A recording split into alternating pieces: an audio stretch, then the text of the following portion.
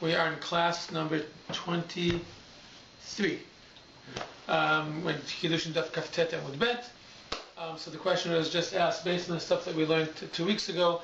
Why is it that it's only the Gemara is only trying to learn from the pasuk, from the verse that says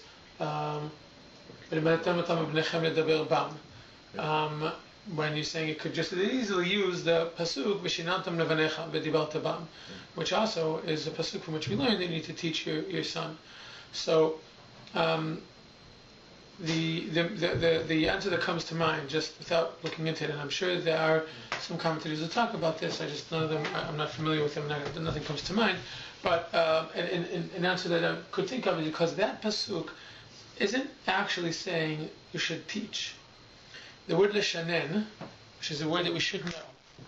What does the word leshanen mean? It means to repeat something. To repeat, right? How do you? Why is that a word that we should know from our learning? Shana. What? Shana. Right. Okay. We're in Mishnah. Right. Shana means to repeat. That's why the Mishnah is called the Mishnah, the thing that is repeated, and that's why in Aramaic, when we look at the Gemara, anytime we see the root, which word, when we see the letters Taf, Nun, Aleph, Taf Nun Yud, Taf Nun Vav. In Aramaic, the letter Taf replaces the Hebrew letter Shin. Okay? That's why anytime you see Tani, Tana, Tanina, any one of those, like which we've seen a lot of, Hatanya, any one of those, it's a quote from a Tanaic source. Because that's the word Tana, Tanaic source, it's actually, the Taf just replaces Shin. Shana, which is the repeaters, because until the Mishnah was codified in the year 220, Rabbi Yair, it was just repeated. It wasn't written down. It wasn't studied. It was just repeated over and over and over again. So the rabbis of the era were called the repeaters. We call them by a name. We forget that name is it's a verb. It's not a noun. We've turned it into a noun, right? We've turned it into their name, but it's really a verb. It's the repeaters. So the word vishinantam levanecha means you shall repeat these words, meaning make sure that you shall repeat it again and again, these words of the Shema, and until your sons also know them. That's the pshat of it. That these words. Okay. Besides that, because one could also argue that also the also theoretically could refer to just these words of the Shema, because if the topic of the whole paragraph of the Shema is these words, meaning Shema Yisrael Hashem Elokeinu Hashem Echad, V'ahavta et Hashem Elokeinu b'chol v'chol v'yu advarim ha'ele, and these words shall be v'lo yasher lechem mitzavcha, of these words which I command you, of what? Hear, O Israel, Hashem is God, Hashem is one. These words. These words shall be, they should be on your heart, and you should repeat these to your sons. You shall teach them, you should teach them, and you should speak of them. But the Gemara seems to think that over here it's talking about all the words of the Torah, and because of the link, the exact same word appears about learning and about teaching, that's where the link is. And if I just use the word vishinantam, all I would have is a source for the fact that even if I want to understand the word vishinantam is to teach your sons and not just to repeat to your sons, all I would have is a source for the fact that men are obligated to teach their sons Torah. This link is needed in order to teach us that what? Women are exempt. Right? That's this link. If you just do the Shinantam, is there a Gezerah Shava between those two words? No, not a Gezerah Shava. No. No. This one says, you shall teach your sons. This says, you shall learn the words of the Torah. And the Gemara comes and says, oh, look, it's the same word, but they have different meanings. And then it makes the logical link that these two are related to each other. They're interconnected. Only someone who has the obligation to learn it has the obligation to teach it, which makes a lot of sense. how could I possibly be obligated to teach someone something if I don't have an obligation to learn it myself? And then it says, okay, well then, she says, okay, how do we know women are exempt? Oh, because we learned that who has to teach, who has to be Mekayim this? Only someone who has to do this, to learn it themselves. It says, okay, well, how do you know women are obligated to learn it themselves? So answer, oh, because there's an interconnectivity, which is only someone who other people need to teach him, need to teach themselves. Because how can I teach myself? Meaning, I'm a kid. How am I supposed to teach myself? Meaning, I have to teach myself when someone hasn't fulfilled their obligation to teach me. Just like we saw with Pidyon Haben. My father has to redeem me. If my father doesn't redeem me, I have to redeem myself. My father has to give me a Brit Milah. He doesn't give me a Brit Milah. I have to do it myself. Right? We saw this in each one of the rounds. So it's saying over here also, I can only be obligated to teach myself if someone else has an obligation to teach me first. Otherwise, how could I possibly at some point learn it myself? It's a circle. And it says, okay, how do we know no one has an obligation to teach girls? Oh, because it said you shall teach your sons. Right. Yeah, I'll say it just again quickly without the long explanation. Right. So it's a circle. Here, do the circle. Did I do this last time? Yeah, we did. Yeah, we did. Okay, no, it's fine. It was a long time ago. No, it's good. No, it's a long time ago, so it's fine. Right. Yes, and so linking those two words, what is it called? Like, is it a... It's a hekesh. So hekesh, it's a hekesh? Yeah, it's a hekesh. Which means, the term hekesh literally means to toss. Meaning to toss one thing upon the other. Meaning not to deduce. To deduce is it's not to deduce. I'm not sure what the word would be. I'm sure there's some English translation and logical structures, whatever. Hekesh is the fact that we understand that they reflect on each other, and we reflect from one to another. It's not Gzar Shava. Gzar Shava is this one. This actually makes sense. Gzar Shava doesn't necessarily make sense. Many times Gzar Shava doesn't make any sense. Doesn't need to. Gzar Shava is telling us that without any logic and without necessarily being any real connection between the two topics, the fact that this word appears here and this word appears here, then the same laws that exist here exist over here. It doesn't necessarily make sense. It's something that just is given down by tradition that these two words are connected. Why? Because Hashem said so. Over here, there's a logical connection. We have the same word, okay? The same exact word, Vav, Lamed, Mem, Dalet, Taf, Mem. So remember, in the Torah, they appear as identical words, right? Because there's no vowels. But from the context, it's clear that this word in this one means teach your sons. And over here, the exact same letters means you shall learn them. So the exact same word means both things. Unlike in Pidyon Haben, where we had, that confuses too much, but it's actually important. We had this word. Tipadeh, tifdeh, tipadeh. It wasn't two verses. It was the same exact verse, the same exact word, and we decided, oh, you could read this one word in two different ways, and then since you can read it in two different ways, we can lehakish one to the other, and saying, oh, this word could be read as do it to yourself. It could be read as it should be done to you. So therefore, only someone who has an obligation to redeem himself has an obligation to redeem someone else. Only some who has an obligation to redeem himself, only someone who other people have to redeem them. Okay? Didn't really make full sense because without being redeemed, I can redeem. Right? I'm a third child, so I was not redeemed.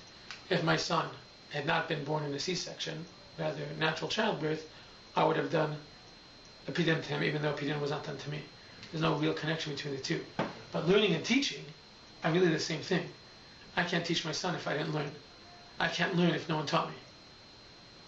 So over here it actually makes sense. Because we have two psukim, the same word means two different things. And we're learning that they actually aren't two different things. Learning and teaching are the same thing. I can't learn if no one's teaching me. I can't teach if I am not learning. It's not just a cute idea. It's a very fundamental idea that the transmission of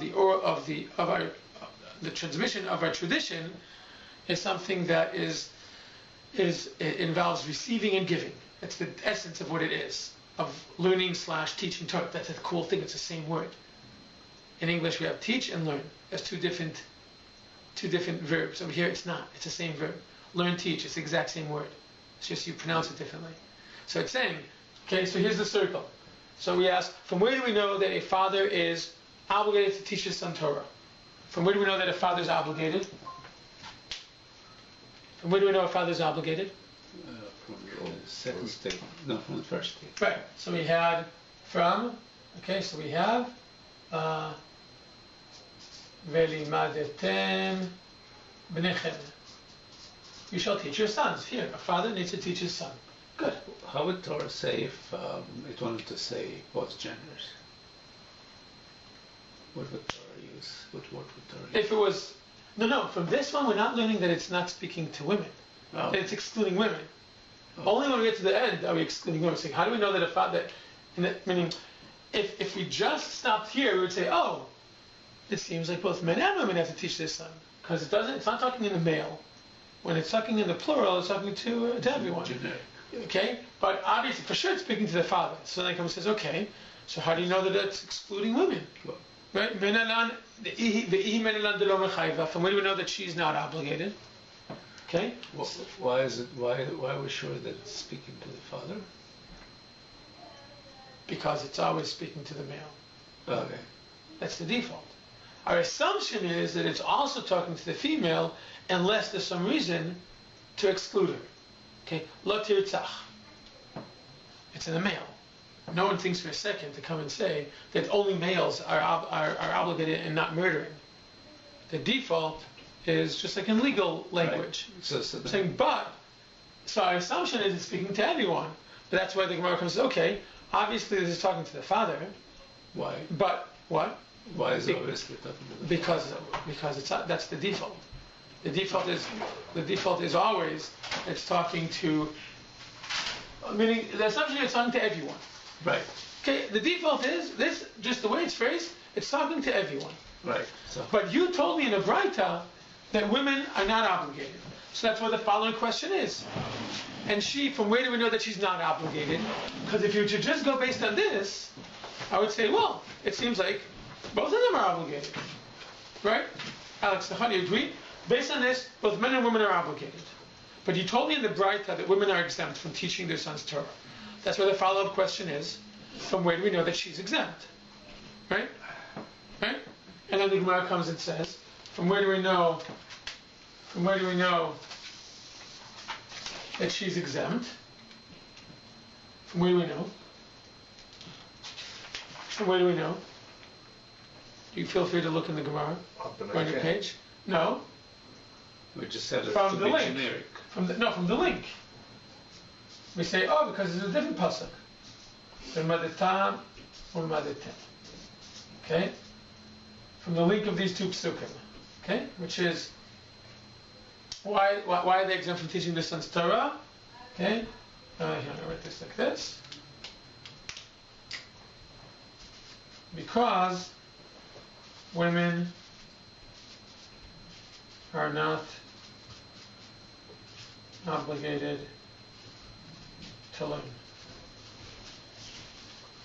Meaning we learn from these two psukim and the link between them that only someone who has an obligation to learn has an obligation to teach. And since women don't have an obligation to learn, they don't have an obligation to teach their sons. But where do you see that women don't have an obligation to learn? Excellent. That's the Gemara's next question. How do you know that women don't have an obligation to learn? Excellent. Right? That's what the Gemara asks. Right? How do you know that women don't have an obligation to learn? Who said? You're making an assumption. He said, oh, she doesn't have to teach because she doesn't have to learn. How do you know that? So it does. It reverses it. Okay? The link between these two words and these two ideas goes both ways. Over here we said, only someone who has to learn has to teach. And then over here we say, only someone who has to be taught has to learn. So where are we saying that? Because one pasuk says, you shall teach them. One says, you shall learn them. So at first we come and we say, only someone who has to do this, to learn them, has to teach them. Okay. Okay? Right? Yeah. So how do you know one has to learn them? Because only someone who has an obligation to be taught by others has to learn them. How can I be obligated to learn it if my father doesn't have an obligation or someone doesn't have an obligation to teach me? How am I supposed to learn it?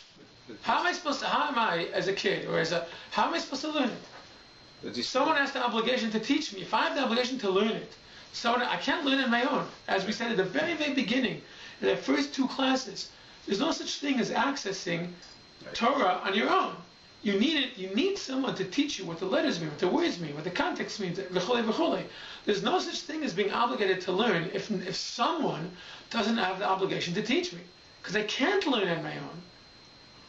Okay? So, I know, yes, it's a circle. But that's the thing I said before. That's the amazing thing here. Because the same word means they're 2 different things. But it's not 2 different. That's what it's saying. It's not 2 different things. Learning Torah and teaching Torah are not separate things. But how do you know that girls do not have to be taught? Oh! But how do you know that girls don't need to be taught by others? By the way, that's when you know when you understand the Gemara. When you immediately ask the next question, that means you understood what was going on to the point you realize what's missing. So you got this question, you got this question. So how do we know that a woman isn't how do you know that no one else has obligation to teach them? Menahel. Very good. Menahel can be men, girls. No, but that means that only boys need to be taught. Matem? Why? No, that says in the pasuk. You shall teach your sons. We just said that Menahel can be both. No, V'limadetem could be both. That's the Meditem is. Benechem is only male. So that's why I asked from the beginning. No, V'limadetem could be talking to both the father and the mother. Because it's plural, you shall teach. There's no way to but Benechem is your sons. So how would Torah phrase it? If it was talking to both, V'limadetem otam et Benechem uvnotechem.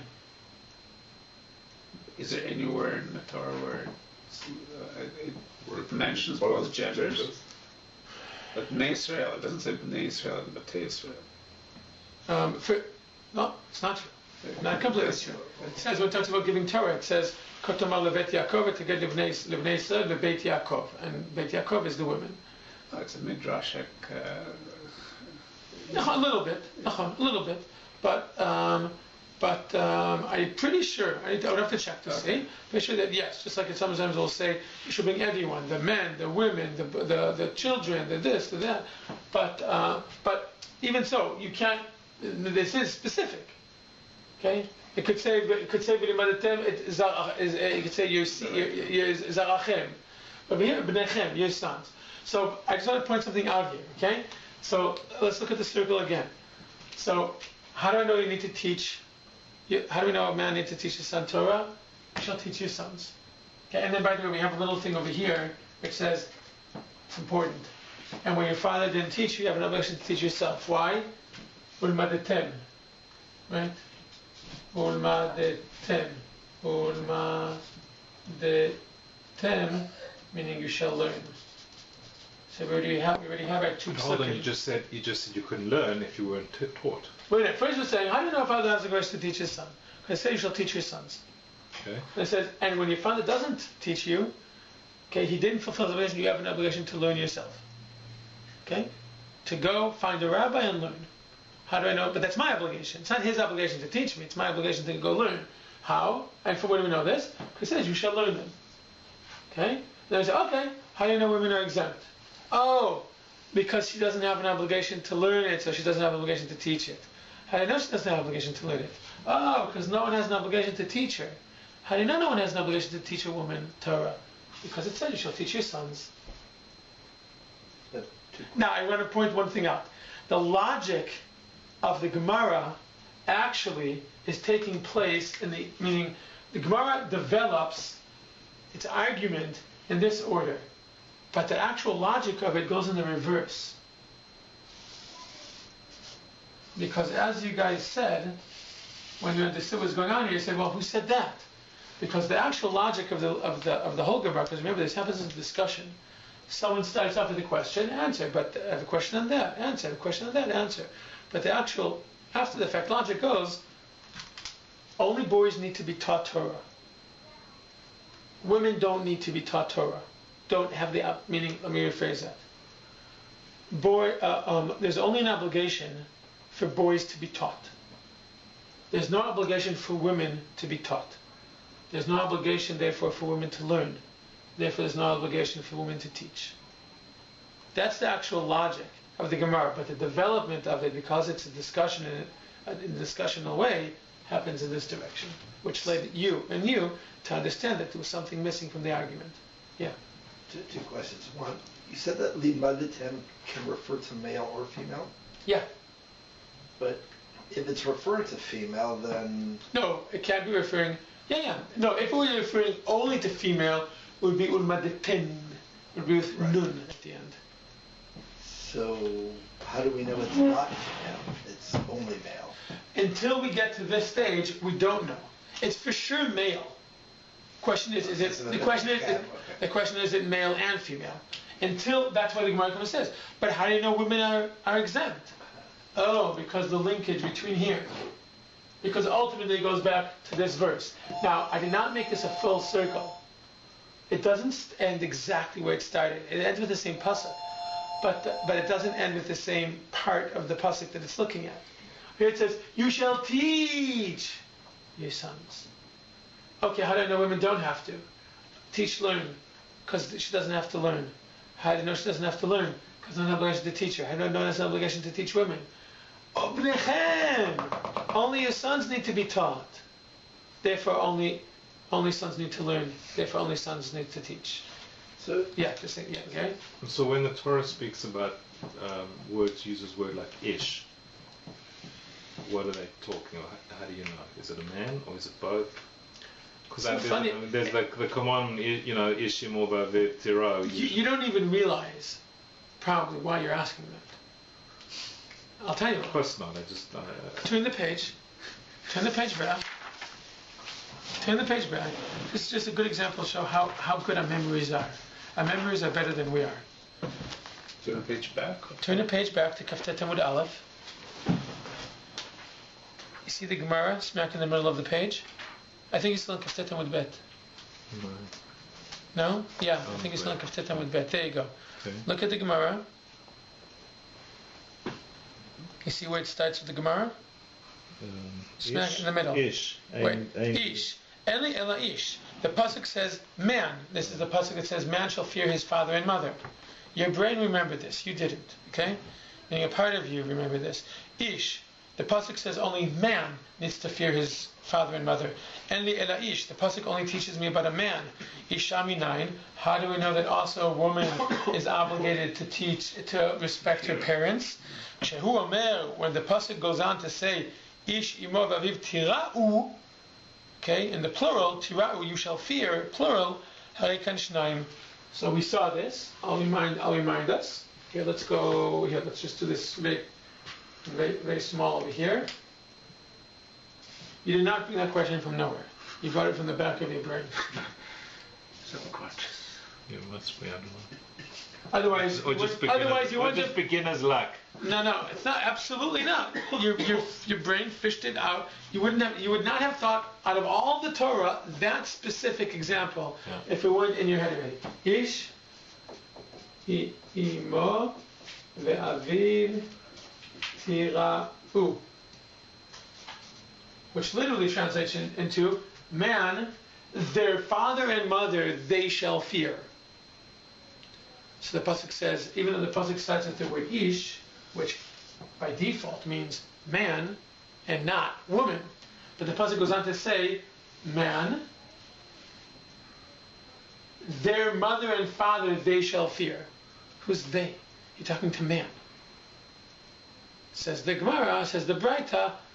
You see, the pasuk made a point of making sure you know this is not just talking to man, rather it's talking to man and woman.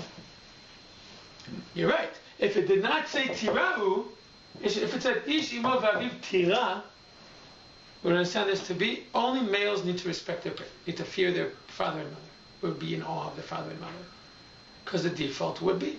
Now, if I'm you guys, I'm thinking to myself, well, let's check all. Would this rule be true to all of the Torah? Every single time something is phrased in the male, is there an explicit part of the pasuk that makes it into the answer to that is no. Okay, for instance, all of the lo ta'aseh, all of the negative mitzvot in the Torah, we learn from one pasuk, which we'll see later on in the Gemara, a few pages from here, that says that all of the negative mitzvot, all the negative commandments, lo tirtzach, lo tignov, all the lavs, there's one pasuk from which we learn that men and women are equal when it comes to all the isurei love. So it doesn't need to in every single pasuk to explicitly tell me, oh, it's not just men. Over here, it came in and basically said to us, oh, I know, it looks like it's just man, it's not just man. Okay? Okay. So, that's our circle. And it's a much better circle than the same circle we did with Pidyon Haben. Because there's no actual direct link, at least on the surface, between being redeemed and redeeming. Many people redeem their sons without ever being redeemed, because they have no obligation to be redeemed. Whereas over here, there's an inherent link between teaching and learning, because in Hebrew, they're the same word. Because, like I said, the transmission of the tradition is a action that includes both of those things, learning and teaching. That's what transferring it's receiving it, which is learning, and passing it on, which is teaching. It's the same action, which has a very nice idea to it. There's another question, which is, why are women exempt from that? Great question. Not for now. No, it is a great question, but I'm saying, again, it's very important to emphasize, it's not that they can't, we're just saying they're not obligated. Yeah. So the link between the teaching and the learning, if someone, let's say, for whatever reason, they knew they couldn't have children medically, would they still have the obligation to learn? Yes. To learn, yes. There is a pasuk that says you need to learn. Although, yeah, let's leave it at that. Yeah, it says you shall learn these words and do them. But I guess, but to make a core statement, if women are not obligated to learn or to teach, then by that logic, v'shamartem le'asitam, they're not supposed to be doing. They're not obligated to keep them and to. If you cannot learn, they still have the obligation to keep the mitzvot. What this pasuk literally is saying is not actually you shall learn Torah. What this pasuk actually literally is saying, you shall learn these words in order to do them. Right. Okay, that's but what if you saying. don't have an obligation to learn those words, then you don't need no, to do because it. I could just mimic my mother. I could just mimic my mother. Mimic a man in this case. Meaning a woman would mimic her mother. You grew up, you saw what you did. I don't have to necessarily learn the halacha. I just do what your mother did. That's keeping the tradition alive. My mother didn't light fire on Shabbat. I don't like fire on Shabbat. I don't need to learn it from a book necessarily. I don't need to learn the reason behind it necessarily in order to keep it. I can just mimetically, which is how most women and men actually learn for most of our history. Mm-hmm. Okay, so you're looking very skeptical at my circle. No, do you not like my no, circle? But there are mitzvot. It's a very nice circle. I like the circle. Thank you. Nice. But there are mitzvot in I'm struggling with this. There are mitzvot in the Torah that a woman is obligated to do. Of course. And if no one is of course the mitzvot that a woman is teaching her, like somebody the first woman had to know. So there's a big discussion when it comes to women learning Torah. There are a very large variety of opinions as far as. So, for instance, a very well accepted opinion, okay, even within the Haredi world, the Chaim said that women are obligated. It's not, the Chavetz Chaim is not the origin of this idea. It's one of the Rishonim actually, but the Chavetz Chaim Paskin did as well. That women are obligated to learn the halachot that are relevant to them. And there are those people, let's say, who expanded it to come and say, well, one of the mitzvot is the mitzvah of emunah in Hashem. So they have an obligation to learn everything to do with belief in Hashem and the tenets of our faith, and that already opens up a whole. I'm saying, but the Rishonim, some of the Rishonim already came and said, women are obligated to learn, just like they are obligated to learn the halachas that are relevant to them. So not about the temple, for example. What? Not about the service in the temple, for example. They have to keep Shabbat, so they have an obligation to learn Hilchot Shabbat. They have an obligation to do Afreshat Challah. They have to learn the halachas. They have to learn. They have to say brachot. They have to learn Hilchot Brachot. But that is not referring to the same concept of transferring the tradition in a pure matter. Right. One which is for the sake of keeping the Torah going from generation to generation, learning for the sake of learning, or learning for the sake of passing on the tradition, not a function, not for not a practical use of it. Of course, men are obligated to learn Torah for the practicality of knowing what to do, what not to do. But over here we're talking about something a lot more than that. The passing on of the tradition for the sake of passing on the tradition, because that's what one of the essences of what a tradition is. The passing on, the continuation, the continuum. Okay, so okay, now we don't have so much time. It's great. We're not rushing anywhere. What I want to do now is we'll have a few minutes to start this, and hopefully we'll continue next week. Next week's Purim. Wednesday next Purim. So we'll continue in 2 weeks. Yeah. It's not a good excuse. What? For Shmuel. I'll just replace this. Good idea. Okay, what we're going to do now is here, the next sheet. We will not have enough time to start the story today. Okay, there's a story about dragons. Seriously, Okay. the story about dragons that comes up. But which I hope that we're going to get to today. We'll get to it next time. But now we'll be able to see the introduction to it. So, here, as I said to you right here, learn the Gemara from Hu Lilmod Uvno Lilmod. So that is, if you look on Kaftet Amud Bet, here we go. You see the wide where the wide lines begin. Yeah. So if you go 3 rows down, there's a Tanu Rabbanan there. You see it? Maybe yours is a little bit different. Yeah. You see the Tanu Rabbanan? It says Tanu Rabbanan, Hu Lilmod Uvno Lilmod. You see it? So that's what I want you guys to focus on now. Okay? So if you look, it's a very short. If you see 2 rows after that, there's the word Kodmo. You see it? Kodmo. Yeah. It's 2 rows down. That's it. It's like literally 2 rows. So that's what I want you to start to do now together. Will take you 2 minutes. Okay. I think there's 3 or 4 words that you need. I put them down over here. Go ahead, learn it, and try to answer the. Now, guys, do you remember that we saw on the previous page what? Should be this. Oh no! Hey. Oh, it's 2 pages. Here you go. Here, take this.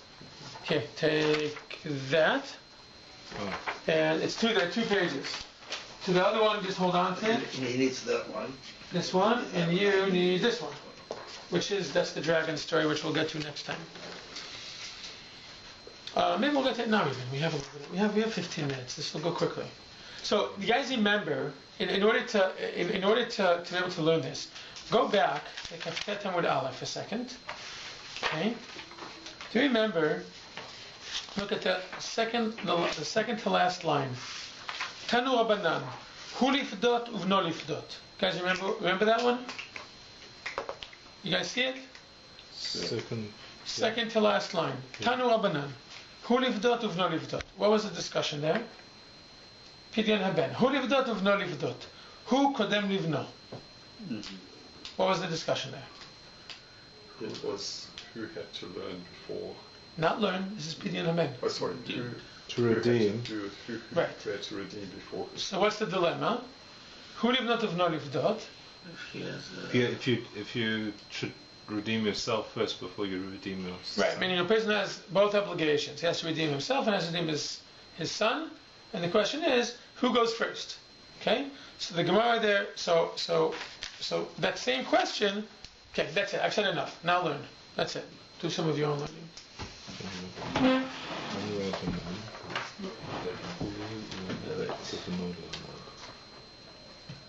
Should we be looking for function words, or we just? No, there's no function words here. Okay. It's because it's just one memra. It's a braita. It's a memra with two opinions in it, and that's it. I guess he says he should know he before his son. He should learn before he teaches his son. He should teach himself before he teaches his son. Which, by the way, makes a lot of sense, right? How am I going to teach my son if I don't learn it myself? Unless, let's say, he pays. No. That's actually what it's really talking about. It's like one of us can learn full time. That's right. If you have the choice and only one. I have an obligation to learn Torah, and I have an obligation to make sure my son's learning Torah. Let's say I can only do one of them. Okay? So continue. He's paying tuition qualifies as. Mm-hmm. Yeah, that's Absolutely. Is hiring a mohel considered doing the mitzvah of Brit Milah? Of course. So why is, as I said 2 weeks ago, why is not paying a preposterous amount for Jewish education not fulfilling the obligation to teach your son Torah? It's not really preposterous. It's not enough, as we all know. How do we know? How can we tell when the braita is for sure finished? If it's an Aramaic word. When it goes into Aramaic, right? So, when it says, Tanu Rabbanan hu livdot v'no livdot, hu kodem livno, Rabbi Yehuda omer, b'no kodmo, sheze mitzvato al aviv, v'ze mitzvat b'no alav. Amar Rabbi Yirmiyah, hakol modin. That is Aramaic. Okay, which means, what modin? Yeah. Modin. Which means that. That what does the phrase modin mean? No, sorry. Which means that the braita is finished. Okay? Which means that Rabbi Yehuda Omer B'no Kodmo is part of the braita. Which means the braita has, interestingly, the first opinion, Tanakama, the first opinion which is going to be the majority opinion. Okay? And Rabbi Yehuda. What are the two opinions that we just discussed now in our Gemara about Talmud Torah? What are the two opinions? The same two. You have an unnamed opinion and Rabbi Yehuda. It's the same conversation. It's happening at the same time in the Bet Midrash. It's just the next conversation, right? It's the same model, exactly. Just like the structure of Brit Milah was identical to the structure of Pidyon Haben, and the structure of Pidyon Haben was identical to the structure of Talmud Torah. Over here, this is also the same question. Okay, if it's a contradiction, who goes first? Same thing, right? So, in Pidyon Haben, who is going to go first? According to Tanakama, meaning according to the first opinion, it's unnamed who he is. So we just call him Tanakama, the first Tana, the first rabbi, okay, the first opinion. Who goes first? The father goes first. According to Rabbi Yehuda, who goes first? The son. The son. And in Talmud Torah? Same thing. Oh. Not exactly, right? In Talmud only if. Right. In Talmud Torah, the first opinion says father goes first, just like in Pidyon Haben, he's being consistent, which is interesting. It raises an interesting question. How do we feel about this as fathers? It's saying that when you have an obligation towards yourself and the same obligation towards your son, Torah, according to the first opinion of the Mishnah of the Braita, you're supposed to have to fulfill your obligation towards yourself and not towards your son. It's an interesting idea. And then Rabbi Yehuda comes and says, well, yes, theoretically you're right, but if the sun is especially bright, if the sun is bright, the sun is first. Which isn't completely consistent with what Rabbi Yehuda said in the Pidyon Haben, because Pidyon Haben just said sun's first. Over here it's saying sun's first only if the sun's very bright. Okay? Right? Yeah. But it's still pretty parallel. Yeah. Right? But if you go back to the theory that in order to be able to teach, you have to learn, and a father is obligated to teach his son, then the father has to go first. Yeah. So that's why the Tanakama here would make a lot of sense. The first opinion here makes a lot of sense. Right. It's a question of you or your son, you need to learn first. Because your son's obligation to learn is just an extension of your obligation to teach him. Right? Your son's obligation to learn is actually your obligation to teach him. Right? It's dependent on you. It's not just dependent. It's the same thing. They're intertwined. It's not just causation. It's the same thing. My son's learning is my teaching, unless I hire someone to do it for me. But it's the same thing. Right? My son's learning is my teaching. I cannot teach if I didn't learn. So it makes a lot of sense to come and say, if it's a matter of who goes first, of course my learning needs to come first, so I can then teach my son.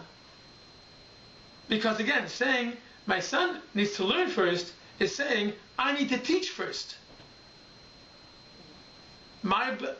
Me teaching first has to start with me learning first. So it's just logically, it makes sense. That's why Rabbi Yehuda, even though over there he said, oh, sons first, he can't just come and say sons first over here. He said it's still father first, unless the son is especially gifted. So in the grand scheme of things, better that he learn than you, because he can learn better than you. Okay. We have 5 minutes, just to tease our appetite, okay? The next two words in the Gemara are ki ha, which is a new function word, okay? Which is 100% of the time a proof, okay? It's a raya. Ki ha literally means just like, or like we see, okay? Which means it's trying to prove. Now, we're now going to experience something new. We've never done a story in the Gemara. The hardest Gemaras to learn in the entire Shas, basically, are the stories. Even though from a logical perspective they're not difficult at all, simply because of the language. Because they use a tremendous amount of vocabulary that we're not familiar with from the logical structures. Because it's telling a story, so it's a much richer text. Now, I always emphasize over and over and over again that the challenge of learning Gemara is not a language barrier. It's not. Okay? That's why I have. That's why I like to say with my students, like when they take tests, I will always translate any word they want, because the questions I ask are not dependent on understanding the words. It's understanding the ideas, the structure, the flow. With the exception of stories. Stories, there's very little logical structure, if any. It's more purely about the content.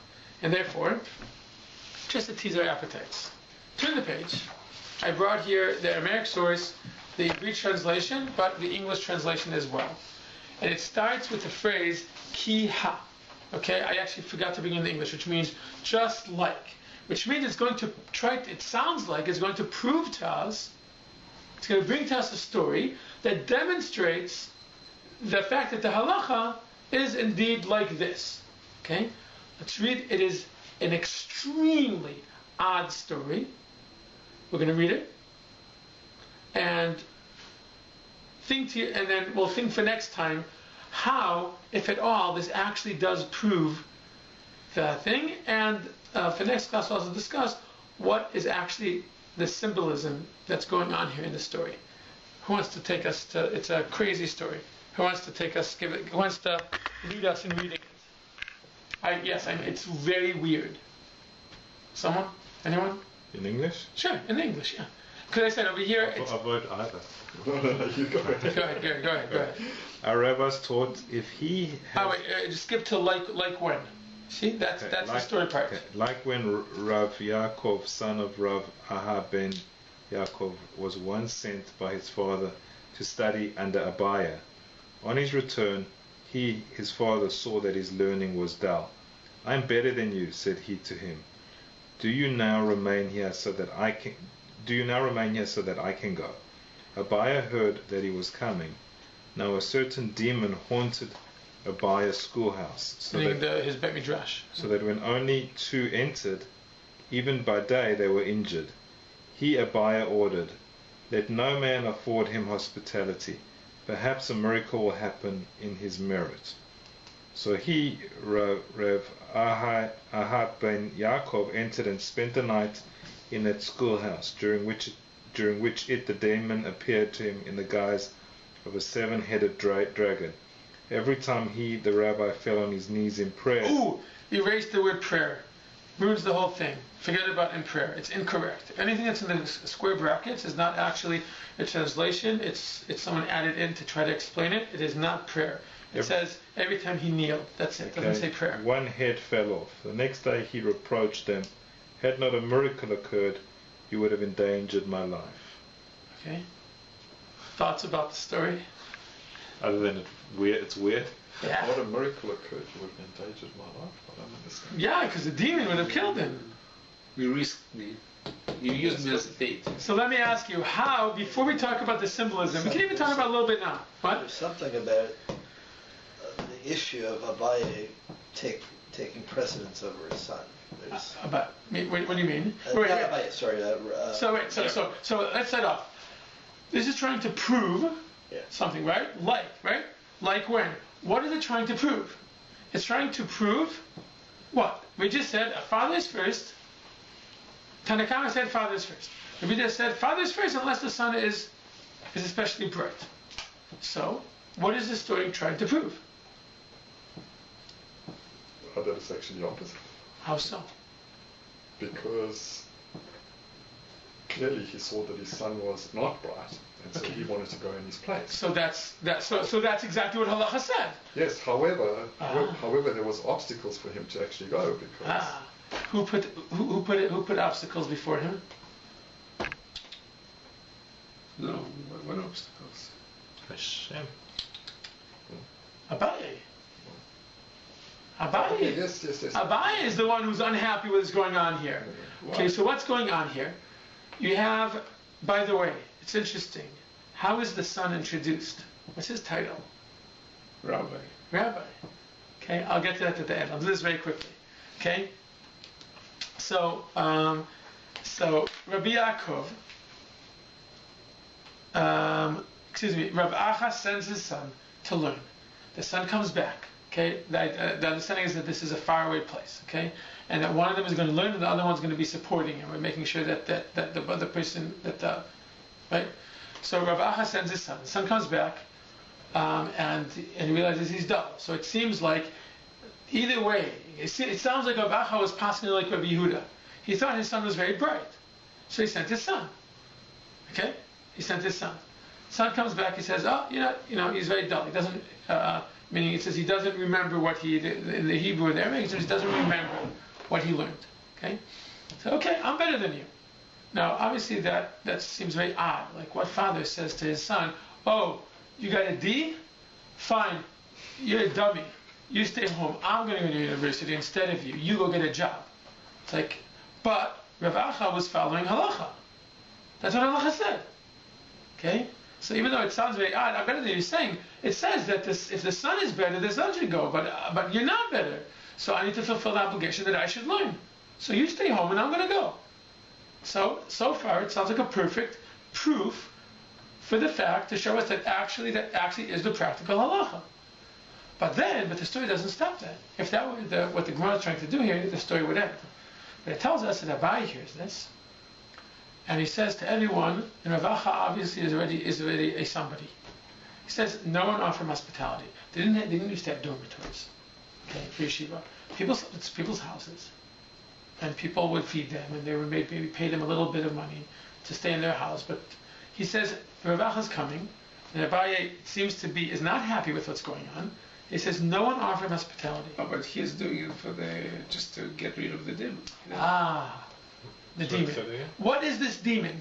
It says this is the demon that when only 2 entered the Bet Midrash, even by day, they were injured. Okay?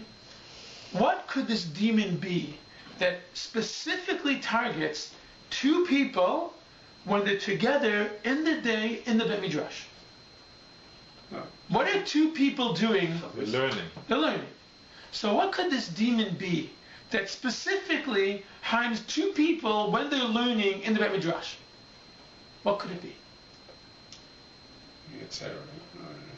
What do you mean by Yetzer Hara? Yetzer Hara is a very big term. What could be a demon that two people have when they're learning together? They start hating each other. What? They start hating each other. They start. Yeah, I'd say it's a little more subtle than that. It has to do with ego. Oh, okay.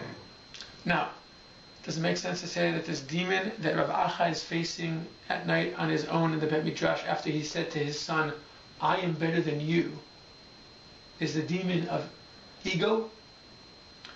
And suddenly, this demon, what's the phrase? It's a really cool phrase.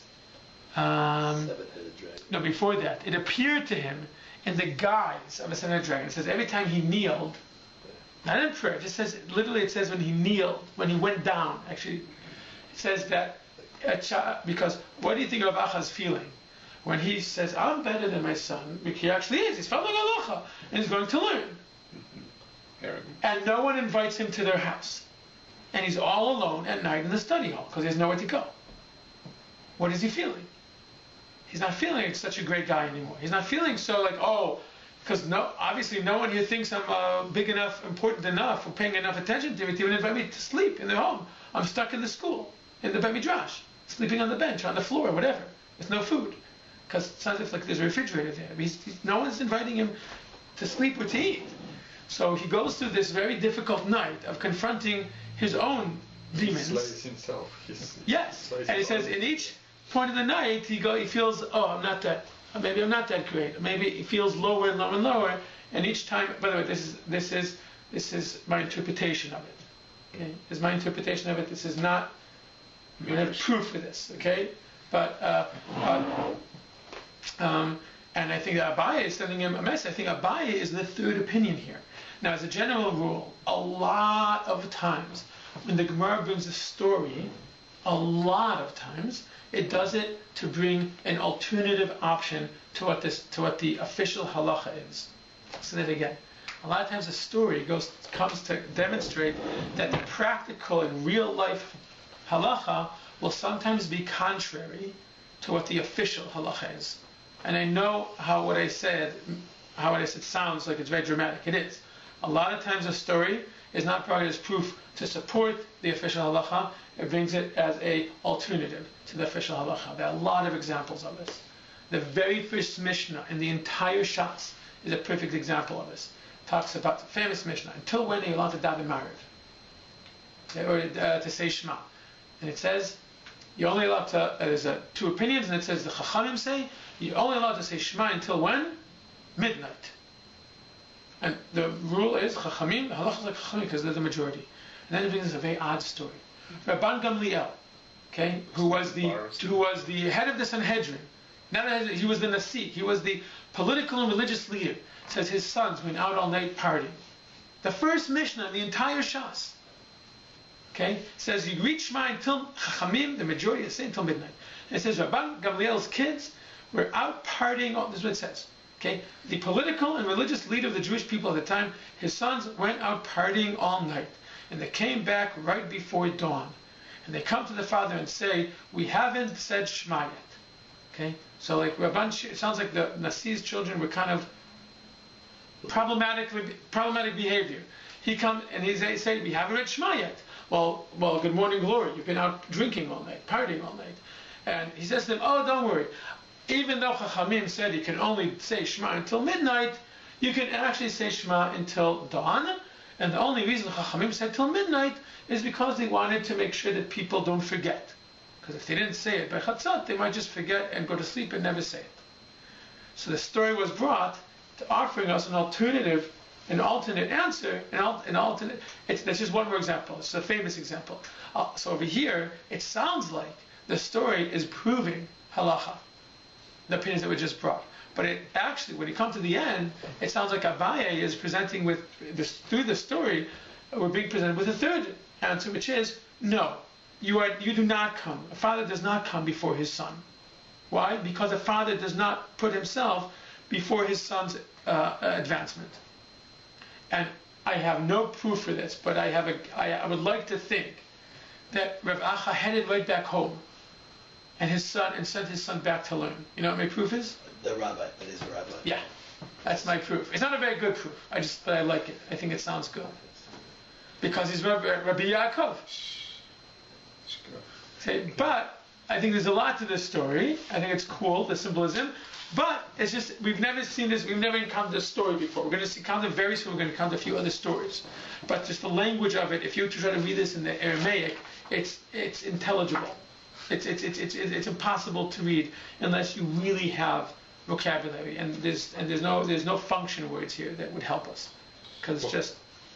What's the meaning of at the end? He says the next day he reproached them, had a miracle occurred. Rabbi Acha comes and he gets all upset. Why did you put me... In other words, you didn't invite... So then he didn't learn the lesson. What? No. It's not when you invite me. He said... he says, you put me in danger.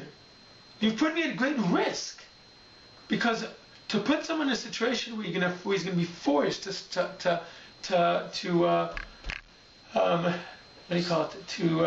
wrestle his demons is dangerous. Emotionally, psychologically.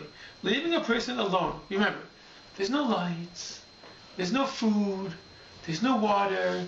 Forcing a person into an extremes, and remember, the night over there lasts a long time. Right? It's not as if you can have the lights on for half the night. Yes, you've endangered me. Yes, to force it, yeah, you put me in danger. Yes, so if... So maybe he's saying, if you add something, maybe Rav is saying, listen, you want to teach me a lesson? Tell me. Why are you putting me in such an extreme situation? An extreme... Now again, someone who is less metaphorical than me would come and say, Rabbi Spitz, what are you talking about? It's a demon. He says it's a demon, so it's a demon. He looked and he saw something that had 7 heads. Since I don't believe in that approach to understanding the Midrashim in that way, rather I think that it's not just going off and telling us a cute story that just to make us sound cool, that we believe in dragons and stuff like that. I think it's serving a purpose of the story here, which is to present a third option to us, which is Abaye, who seems to think, as I know that the formal halacha is that the father goes first because it makes so much sense, as we say, it does make more sense. But on the other hand, what are you talking about? You don't say to your son who got a D, you're pretty dull, staying home, I'll go learn instead of you. I'm sure there are plenty of fathers who would love to do that. Who would love to have their sons support them and they can go learn all day. But if any father did that, you'd think that he's a horrible father.